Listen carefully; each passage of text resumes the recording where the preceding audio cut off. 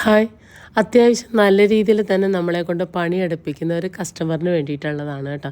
പണി തരുന്നതെന്നല്ല ഞാൻ ഉദ്ദേശിച്ചത്, പണിയെടുപ്പിക്കുന്ന കസ്റ്റമർ. കാര്യം നമ്മളിതുവരെ ചെയ്യാത്ത തരത്തിലുള്ള മോഡൽസ് എല്ലാം നമ്മളെക്കൊണ്ട് ചെയ്യിച്ച് ഇടാൻ, വെറൈറ്റി ആയിട്ടുള്ള ഡ്രസ്സസ് ഇടാൻ ഇഷ്ടമുള്ളൊരു കസ്റ്റമറിന് വേണ്ടിയിട്ടുള്ളതാണ് കേട്ടോ ഇത്. അപ്പോൾ പുള്ളിക്കാരി തന്നിരിക്കുന്ന റെഫറൻസ് പിക്കിന് ഇതുപോലൊരു നെക്ക് പാച്ച് ഉണ്ട് കേട്ടോ.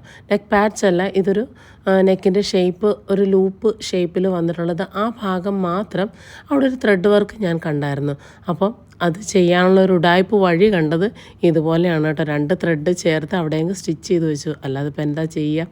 അങ്ങനെ പണിയെടുത്ത് ഒടിഞ്ഞിരിക്കുന്ന സമയം, അത്യാവശ്യം പനിയും സ്റ്റാർട്ട് ചെയ്തിരിക്കുന്ന സമയം രാത്രി 10 മണിയോട് കൂടിയാണ് കേട്ടോ നമുക്ക് ഈ സാരി, എംലോഫ്റ്റിൻ്റെ ഈ സാരി പ്രീഫോൾഡ് ചെയ്യാനായിട്ട് വന്നിട്ടുണ്ടായിരുന്നത്. ഈ കസ്റ്റമർ വന്നത് കുറച്ച് ദൂരെ നിന്നായതുകൊണ്ട് തന്നെ അവർ കാറിൽ വെയിറ്റ് ചെയ്യാണ് കേട്ടോ ചെയ്തത്. 1 മണിക്കൂറോളം. അവസാനം സെറ്റാക്കി കൊടുത്തു.